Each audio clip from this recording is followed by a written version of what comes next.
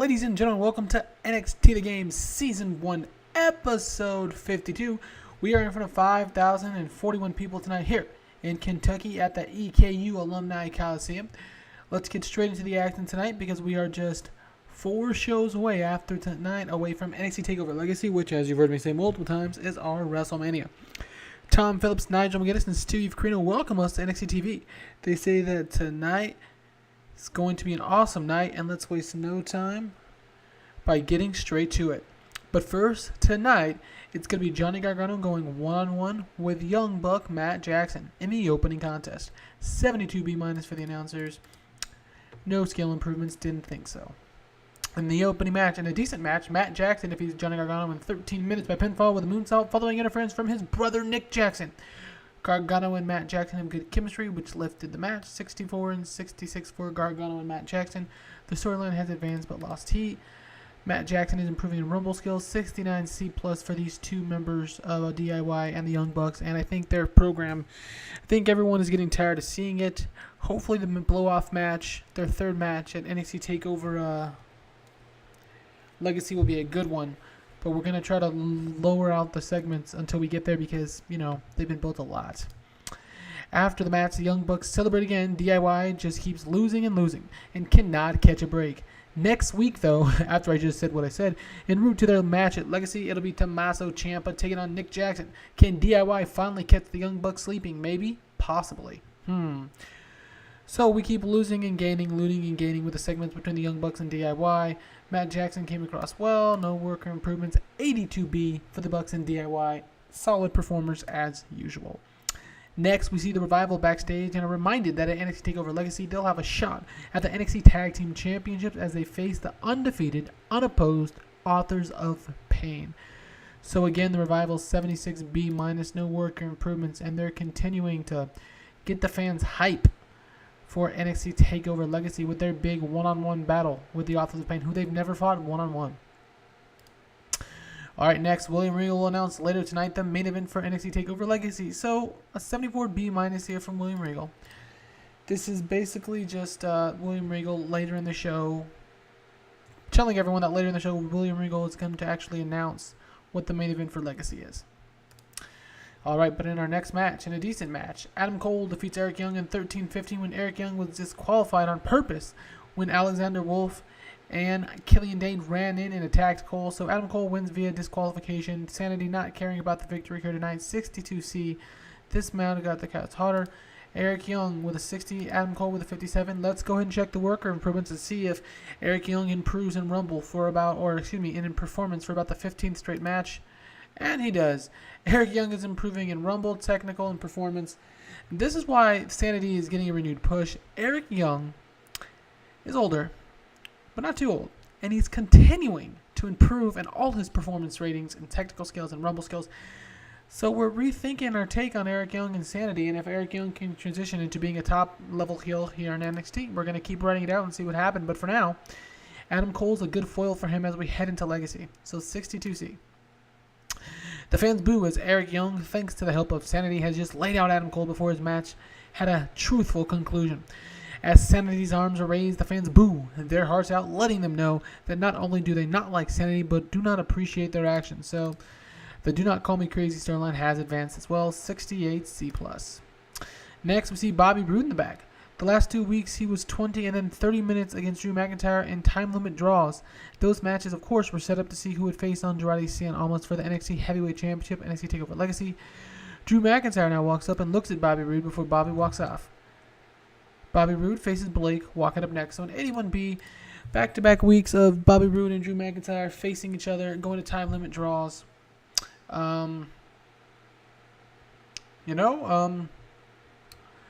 We're going to keep playing this story out, see what happens. Who will William Regal choose? We should find out later tonight. 81B. We see a video now hyping Aleister Black and Christopher Daniels' program heading into NXT TakeOver Legacy, where they're going to meet up in a Buried Alive match. Christopher Daniels says the Fallen Angel will finally spread his wings and embark on what he was destined to do all along, win the NXT Heavyweight Championship. Aleister Black is shown in a dark room saying that the wings of the Fallen Angel will be clipped and he will fade to black. So it advances and gains heat. We got a 75B- here for Black and Daniels. You guys are probably noticing a lot more hype, a lot more video programs, a lot just reminding who what's happening at Legacy, because we've already pretty much got all of our matches set in stone. We've done a really good job the last 3 months of building toward these matches, and we are what we thought we were, and we're exactly where we need to be in this time of the year. So it's really great news. It's making these last couple shows go by really quick for me after all the strenuous booking. All right, next in a decent match, Bobby Roode defeats Blake in 8 minutes with a payoff. Velvet Sky did some good ring. Bobby Roode and Blake did not click. That's unfortunate. Carino and Tom Phillips lifted a match. 61 for Roode, 45 for Blake. Match got a little bit hotter. Blake, is improving his performance skills, which is great. 60 C for Bobby Roode and Blake, despite them not clicking. So I'll take it. Next up, we don't hear anything, but we see Liv Morgan in the back checking on Adam Cole in the back post Sanity's attack in his match against Eric Young. So Liv Morgan continuing to fawn over Adam Cole, not liking the bumps and bruises that she's seeing on Adam Cole, who she hopes will be her man, but definitely not liking the bumps and bruises all over Adam Cole. She storms off. 65C. The fans cheer as we see Kathy Kelly backstage when she announces and introduces TJP. We get boos. Kathy Kelly says last week, many backstage thought you were harboring ill feelings towards Cedric Alexander, a former buddy of yours. Look, says TJP, Kathy, it's nothing personal. I love Cedric. He's a great guy. In fact, I'm glad he's here. So, to prove to this, I went and talked to William Regal, and then I got myself and Cedric Alexander a tag team match with the Authors of Pain next week. TJP walks away, leaving Kathy and the NXT universe confused. So Kathy Kelly was fantastic. This is great. But as we saw last week, TJP, 2 weeks ago, he saw that Cedric Alexander would be here the following week on the monitor with William Regal. Last week with William Regal, he was watching Cedric Alexander's match, and this week, Kathy Kelly and TJP more or less discuss TJP's willingness to team with Cedric Alexander, which comes out of nowhere.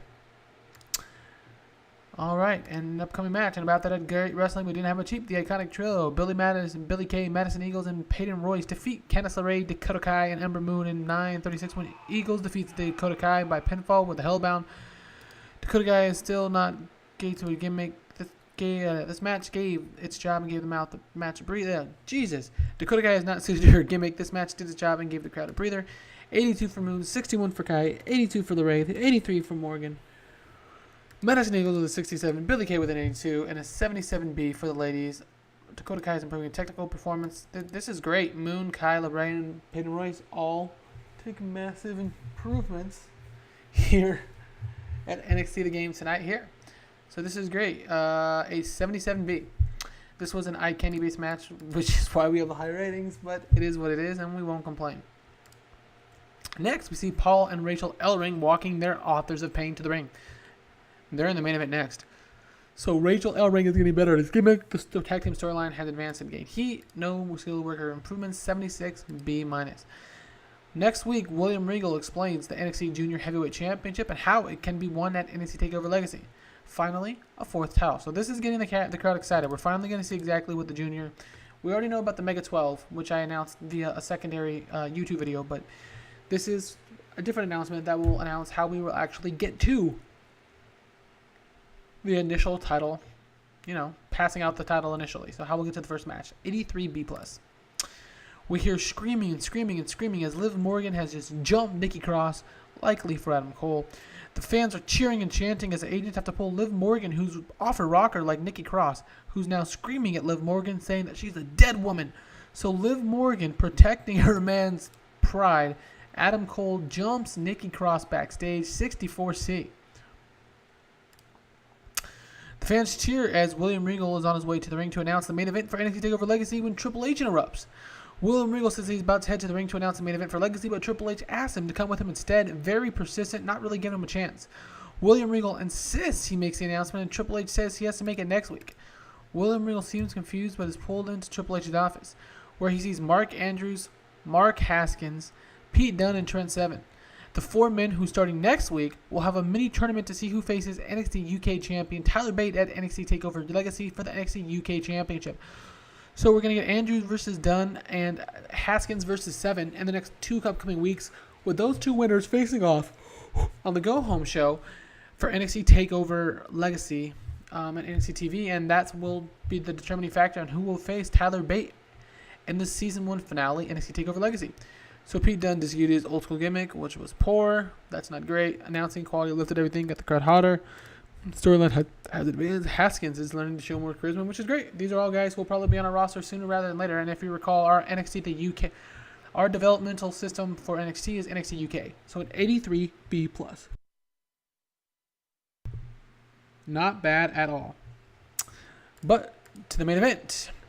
In a bout that had good wrestling and a decent reaction from the crowd, the Authors of Pain defeat No Way Jose and Roddy Strong in 13 minutes when Razor defeats Roddy Strong by pinfall with a super collider, a 79B for the Authors of Pain and No Way Jose and Roddy Strong. This, I believe, is one of our top 5 ratings of all time. Ellering and Razor have great chemistry. Carino was great with Tom Phillips. Roddy Strong with a 59. No Way Jose with a 66. Akon and Razor with a 76 each. Absolutely fantastic for your Authors of Pain, 79B. Razor, of course he is improving his performance skills, and the Authors of Pain continue on their roll. Next week, we know they'll face Cedric Alexander and TJP, but for tonight, they look fantastic. Oh, even better. After defeating No Way Jose and Roddy Strong, Paul Ellering has a microphone in his hands, and the fans boo. Rachel Ellering straps the championship around the waist of the Authors of Pain.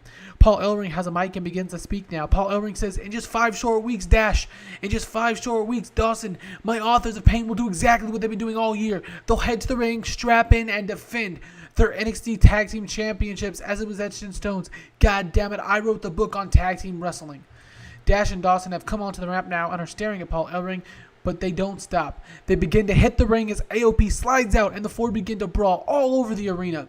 Tom Phillips says in 5 weeks the Authors of Pain will defend, and hopefully, well not hopefully, but Tom Phillips says in 5 weeks the Authors of Pain will defend against the Revival, but they're not waiting to take over Legacy.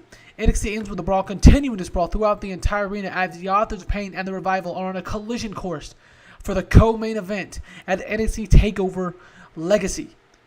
A 98 to end our show with an advancing and gaining of heat of our second hottest storyline. I am freaking thrilled.